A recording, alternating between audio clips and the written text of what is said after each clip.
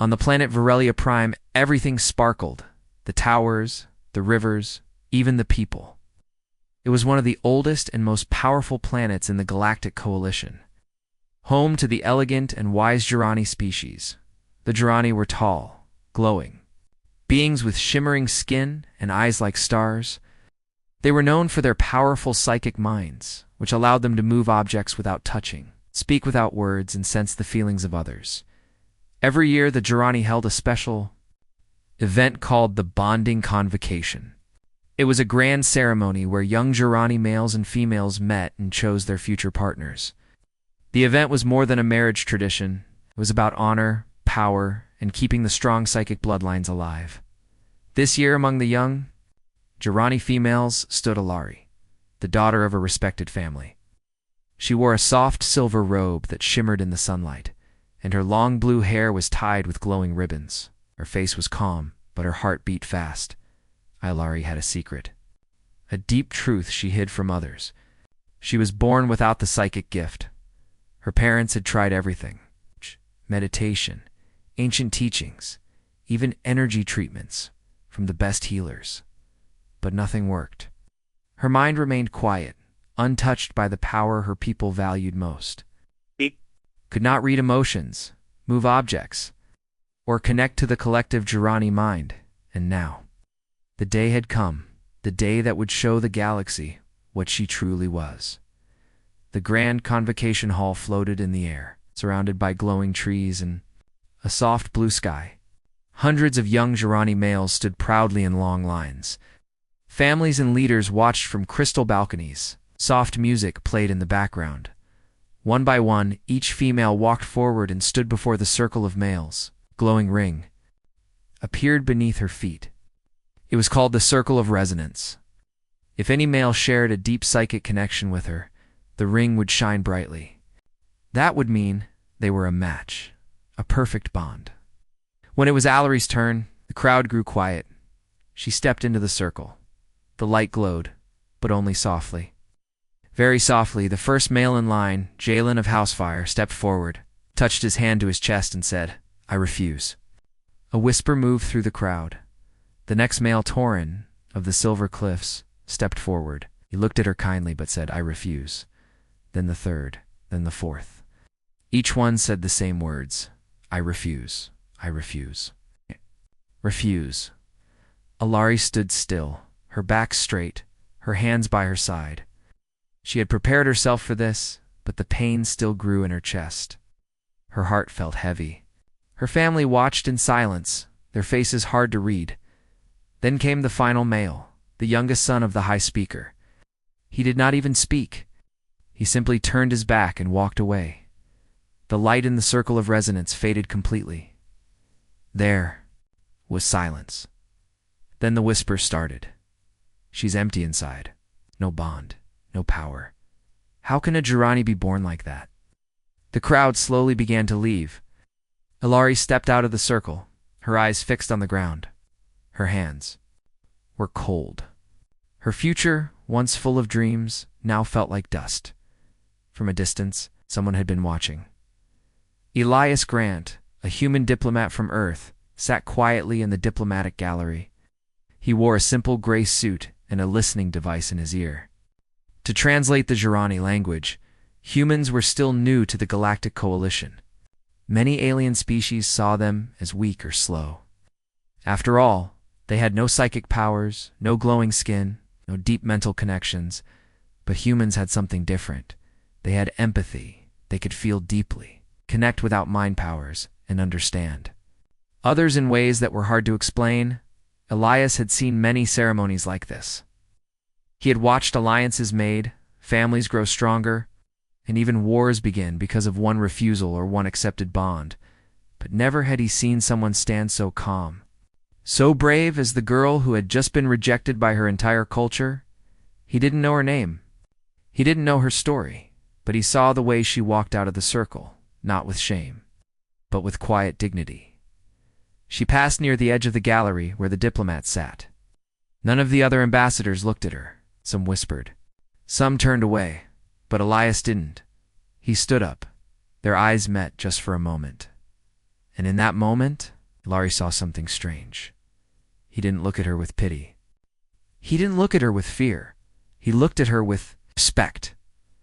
That night, Ilari walked alone in the Crystal Gardens. A quiet place filled with soft lights and gentle music from floating stones. It was a place for thinking, for healing, for remembering. She sat by the edge of a small, glowing pool, her reflection calm but distant. The rejection was complete now. There would be no second chance, no future bond, no family legacy.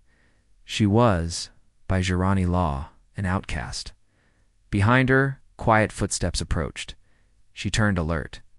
It was Elias, the human. He stopped a few steps away and gave a small bow. "I hope I'm not disturbing you," he said in soft, careful words.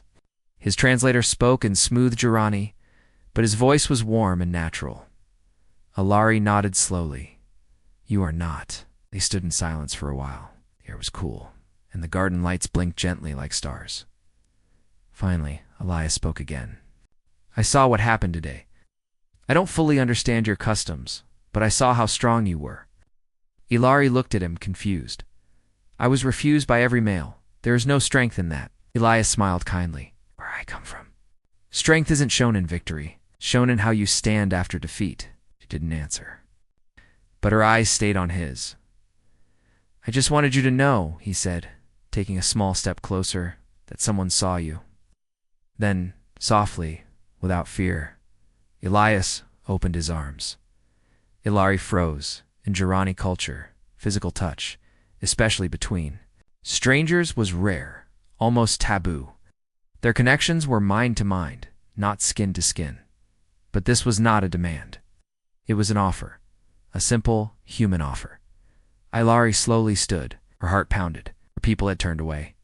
Her name had been left empty, and yet here was someone, not a Jirani, not a psychic, who came forward not with judgment, but with a gesture of warmth. She took a deep breath, stepped into the hug.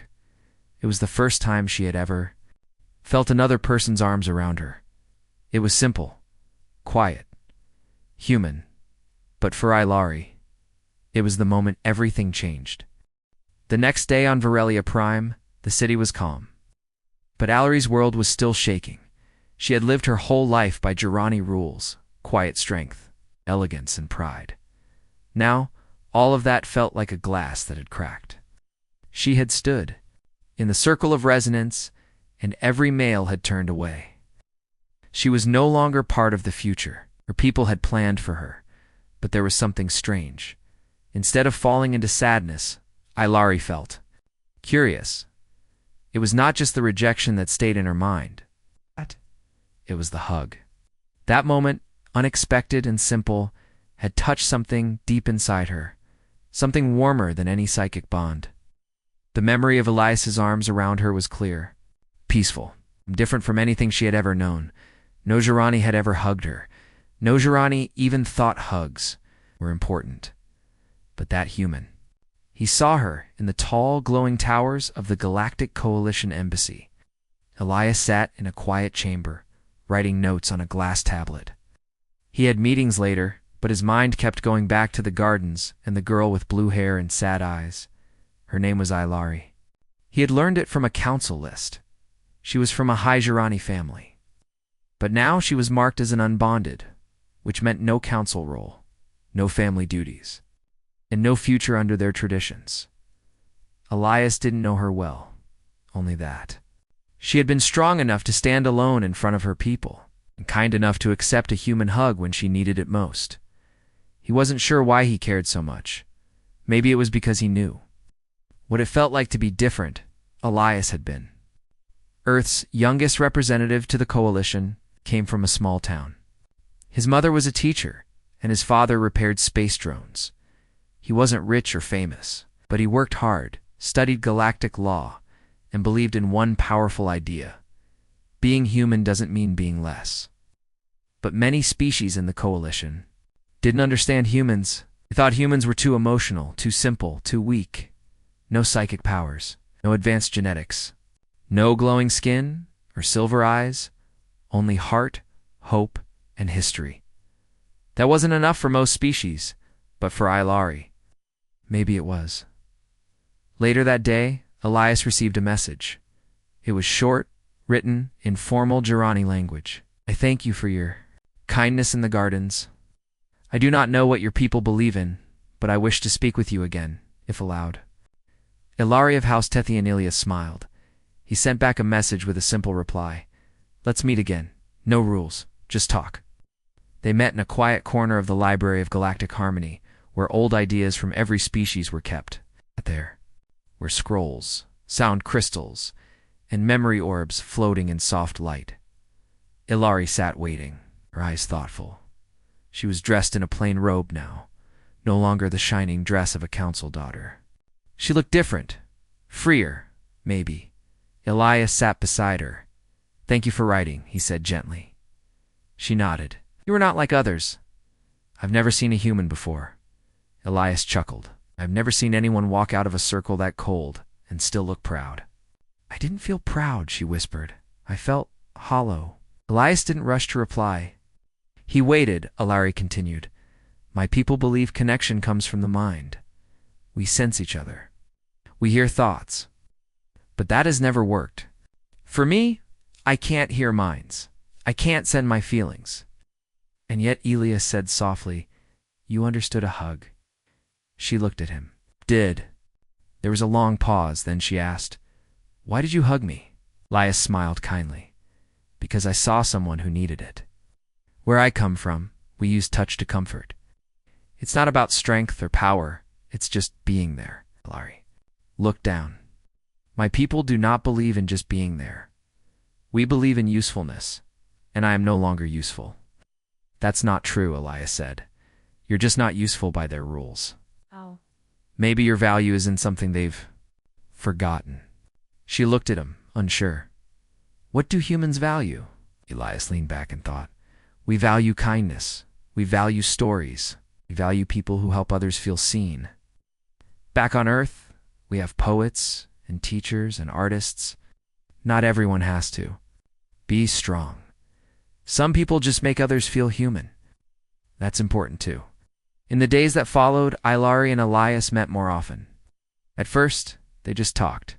He told her about Earth, the oceans, the wind, the food, and the laughter of children in schoolyards. She told him about Jirani culture, the deep respect for silence, the power of thought sharing, the long meditations under crystal waterfalls. They came from different worlds, but something between them clicked, not like a psychic bond, but something real. Sometimes they sat in silence. Sometimes they laughed. Sometimes they shared stories, sad and sweet. Soon, others began to notice. At first, Garani nobles whispered, Why is she speaking to a human? Then some asked, What could she possibly gain from him? For the first time, she felt her mind open, not with psychic energy, but with emotion, wonder, and peace. She started visiting the embassy gardens. She started reading Earth's books. She even learned to smile without shame, and slowly. Something changed inside her. She was not useless. She was different, and different could mean new paths. One afternoon, as they walked near the waterfall terraces, Elias said, Have you ever thought about joining the Coalition Academy? Ilari blinked. Me? A student? Why not? Elias asked. They accept students from all planets. It's not just for warriors or mind readers. It's for people who want to learn diplomacy, healing, peacemaking. But I am an outcast. Then make a new name, Elias said simply. Start again. She looked up at the sky. It was the same sky she had grown under, but now it looked wider, brighter. I'll think about it, she whispered. Elias smiled. That's all I ask. That! Night Ilari sat alone in her family's garden. The flowers glowed gently, and a breeze moved the leaves like quiet music. She thought about her past, her people, her failures. Then she thought about Elias, and she felt hope. Not a loud hope, not a fast one, but a slow, strong, human kind of hope. The kind that starts with a hug and grows into something more. The morning skies over Varelia Prime were quiet, painted with soft orange light and clouds that shimmered like silk. The city moved slowly, as if the air itself respected the silence. But inside Allery's heart, something new had begun to rise. It had been only a few weeks since the bonding convocation, yet her life had changed in ways she never imagined. She no longer walked the golden halls of her family's house in shame. She no longer sat alone, wondering why she was born different. Now, she walked with purpose. She studied, read, asked questions, and most importantly, she talked to Elias, the human diplomat who had offered her something no one else had: understanding, not with words, not with thoughts, but with something deeper, something human. In the heart of the city, hidden among marble towers and floating bridges, sat the Coalition Learning Archive. It was open to all members of the Galactic Coalition, no matter their species, ability, or history. Allery had started visiting it every day. She would sit in the language chamber, listening to stories from Earth, stories of kindness, struggle, and hope. Human history was filled with pain and mistakes, but also courage and beauty. There were no psychic powers in those stories. No glowing minds or silver thoughts. It's just simple people doing brave things, helping others, and learning from failure. Allery began to see that maybe not having a gift didn't mean she had nothing to offer. Maybe her difference was a gift of its own. One afternoon, Elias joined her in the archive. He carried 2 cups of warm herbal water, a peaceful earth custom he had shared with her. They sat across from each other, surrounded by shelves filled with glowing scrolls and knowledge crystals. Elias handed her a cup. "You seem brighter today." Allery smiled gently. "I feel brighter." She took a sip and asked Elias, "Do you think your people would have rejected someone like me?" He paused, then shook his head. "No, maybe some would, but many would have welcomed you. On Earth, people struggle all the time to fit in. Some never do. But those people, the ones who are different, often become artists, teachers, explorers, and leaders," Allery added softly. Elias smiled. Sometimes, Allery looked down into her cup. "I've been thinking about the academy you mentioned." "The Coalition one. Still thinking?" Elias asked. She looked up, her eyes calm but strong. "No, I've decided I want to go." Elias leaned forward with a proud look. "That's good. I'll help you with the forms." "Thank you," she said. "Not just for the help, for everything, for seeing me."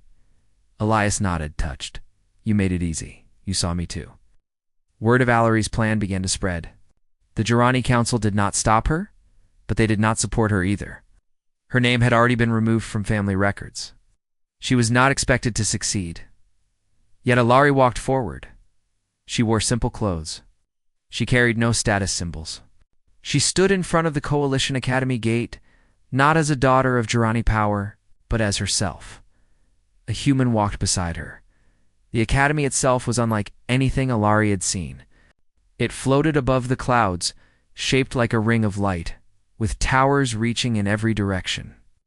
Inside, species from every corner of the galaxy learned together. Some had wings. Some had tails. Some glowed. Some shimmered. And a few like humans looked plain. But Allery quickly realized something surprising. No one laughed at her. No one turned away. They were all different here, and they respected her for coming. In her first class, K-Species Communication, Allery spoke for the first time about her people's traditions.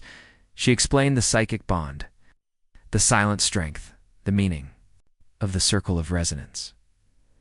When she finished, one of her classmates, a blue-scaled creature from planet Tharn, raised a hand.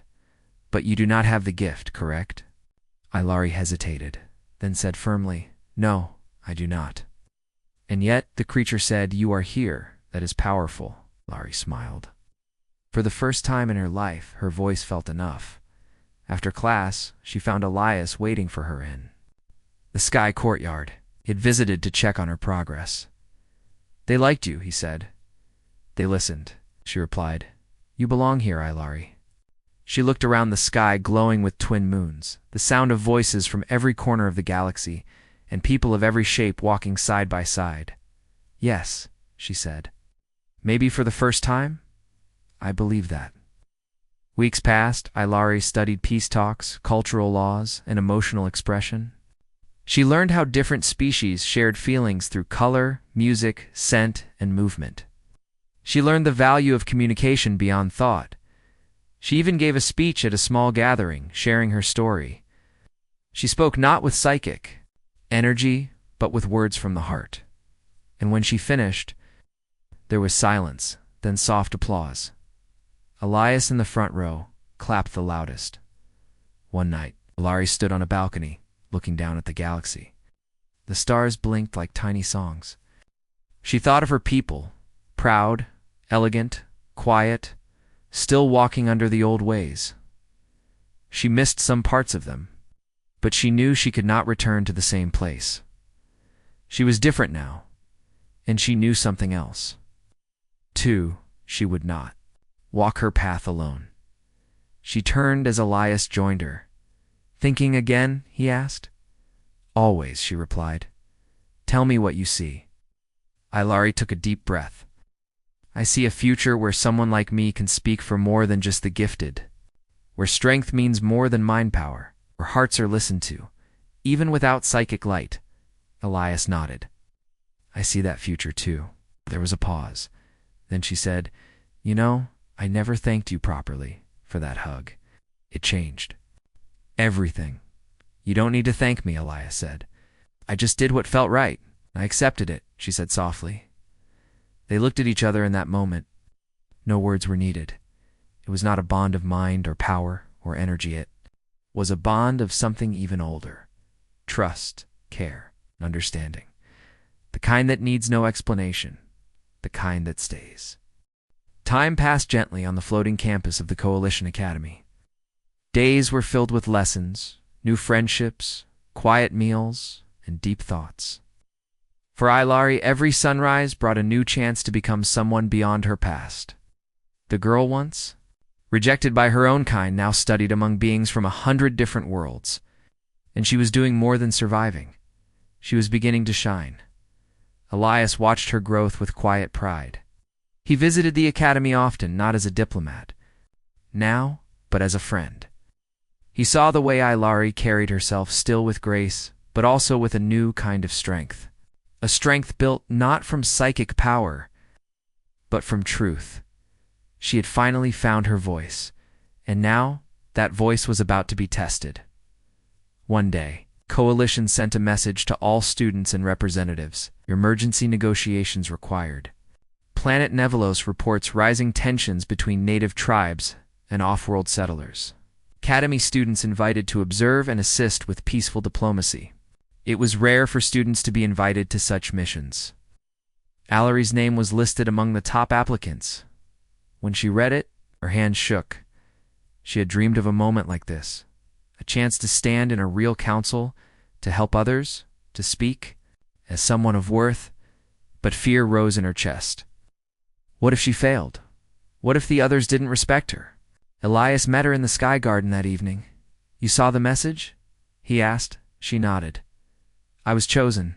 That's amazing." She looked up, worried. "But I'm still learning. What if I make a mistake?"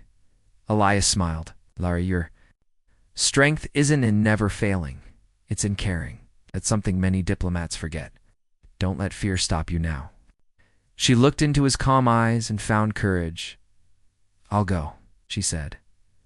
The journey to Nevelos took only a day by star cruiser. The planet was green and full of life, with tall trees that hummed with energy. Ilari stepped onto its soil with the others, students, teachers, and peacekeepers from many worlds. The situation was tense.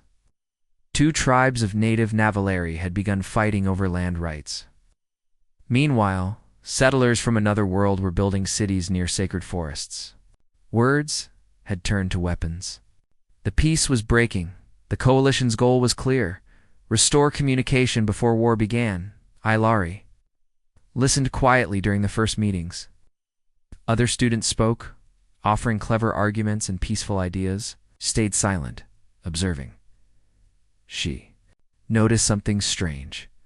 The native leaders didn't respond to big speeches. They nodded politely, but their eyes showed distance.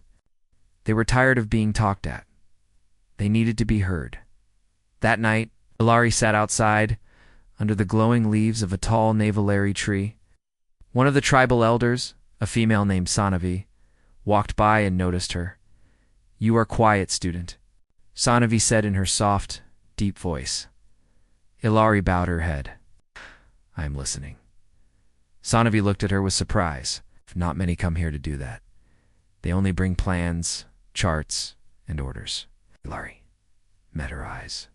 "I was once told I had no place among my own people. I thought my silence was a weakness, but now I know it can be a gift too." Scifi nodded slowly. "Yes, it can." They talked for a long time. No pressure, no speeches, just sharing stories of Jirani traditions, of Navaliri forests, of what it meant to be different. Ilari didn't try to solve the problem. She just listened, and something changed. The next day, during the gathering of all parties, Scifi stood and spoke. "I wish to share the words of a young diplomat who did not speak with fire or power, but with respect." Silence filled the chamber. Ilari stood. Her heart pounded, but her voice was calm. "I don't have great powers," she began. "I don't have a title or a council behind me, but I've lived with silence, and I know how much it hurts when others don't hear you." She turned to the settlers. "You came here for a better life. I understand that." Then she turned to the natives. "But these forests are part of who you are. You should not have to choose between peace and your past." She took a breath. "I suggest something small, not a final decision, just a beginning. 1 week, no building, no cutting. Just meetings between elders and settlers, stories shared, trust rebuilt." There was more silence. Then Scifi stood. "I agree." Others nodded. Even the settlers, who had said little before, now looked thoughtful. Because someone had spoken simply. Because someone had listened first. Later, the peacekeepers celebrated the agreement. Ilari sat by herself for a moment. The stars were brighter here, closer. Somehow Elias walked up beside her. "I heard what you said," he said. "You were brilliant. I was just honest. That's why it worked." She looked at him. "You believed in me before." "Believed in myself?" Elias shrugged. "You believed in yourself. You just needed someone to remind you." She smiled, and for the first time she truly felt it, not just happiness, but peace. When Ilari returned to the academy, she was no longer just a student. She was respected. Not for her family name. Not for her power, but for her heart. She was invited to speak at interspecies seminars. She helped new students from misunderstood worlds feel welcome. She even sent a letter back to the Jirani Council, not to ask for their approval, but to thank them, because their rejection had led her here to her true path, to herself. One evening, Lies and Ilari walked near the academy's upper gardens.